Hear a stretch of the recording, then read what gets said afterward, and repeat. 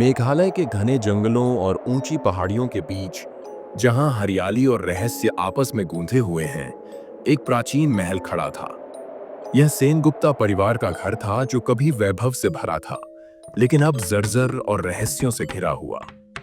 इस परिवार पर एक श्राप था जो पीढ़ियों से चला आ रहा था। बीमारियां, दुर्घटनाएं और अचानक मौतें आम थीं। कई पूर्वज गंभीर रूप से बीमार पड़े और कुछ असमय ही दुनिया छोड़ गए।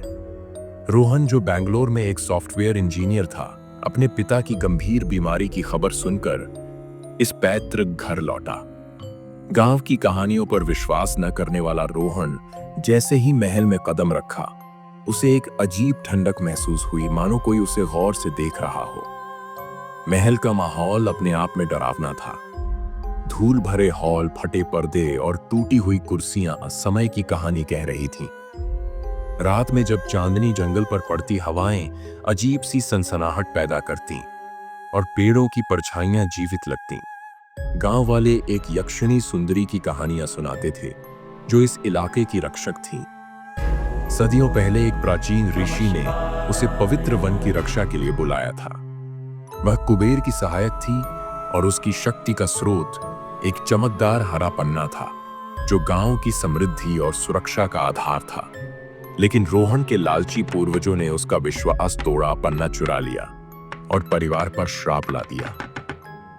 पहली रात रोहन की आंखों में नींद नहीं थी।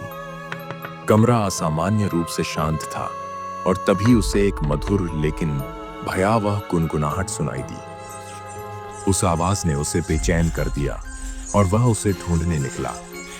आवाज लाइब्रेरी से आ रही थी, जहां उसकी नजर एक बड़ी तस्वीर पर पड़ी। तस्वीर में एक खूबसूरत औरत थी, सफेद साड़ी में, जिसकी आंखें उसका पीछा कर रही थीं। एक पल के लिए उसे लगा कि वह मुस्कुराई, लेकिन उसने इसे अपनी कल्पना समझकर टाल दिया। अगली सुबह उसने अपनी चाची से इस बारे में बात की। चाची ने हंसते हुए कहा, यह घर पुराना है रोहन, यहाँ हर कोने में कोई ना कोई कहानी छिपी है, डरने की जरूरत नहीं। लेकिन अगली रात गुनगुनाहट फिर लौटी, इस बार और साफ। अचानक सुंदरी उसके सामने थी, एक भूतिया आकृति सफेद साड़ी में। जो लिया गया, उसे लौटा दो, उसने फुसफुसाया। उसकी आवाज सुंदर लेकिन डरावनी थी। डर के मारे रोहन अपने कमरे में भाग गया, खुद को समझाने की कोशिश करता रहा कि यह सिर्फ एक सपना था। लेकिन सुबह जब उसने आंखें खोलीं तो उसके बिस्तर के पास एक छोटी पुरानी चाबी पड़ी थी, जो उसने पहले कभी नहीं देखी थी। उत्सुकता ने उसे जकड़ लिया। उसने अपने दादाजी से पूछा, जिन्होंने बताया, यह चाबी लाइब्रेरी में एक छिपी तिजोरी खोलती है। उसमें वही पन्ना है जो तुम्हारे पूर्वजों ने सुंदरी से चुराया था। वही हमारे श्राप का कारण है। श्राप को तोड़ने का संकल्प लेकर रोहन ने लाइब्रेरी में तलाश शुरू की। सुंदरी की तस्वीर के पीछे उसे तिजोरी मिली और उसमें चमकता हुआ हरा पन्ना। लेकिन जैसे ही उसने उसे छुआ, कमरा ठंडा हो गया और सुंदरी फिर प्रकट हुई, इस बार क्रोधित। बिना कीमत चुकाए इसे नहीं ले सकते, उसने चेतावनी दी।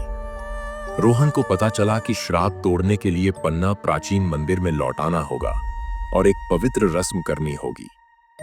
लेकिन उसकी चाची इसके खिलाफ थी।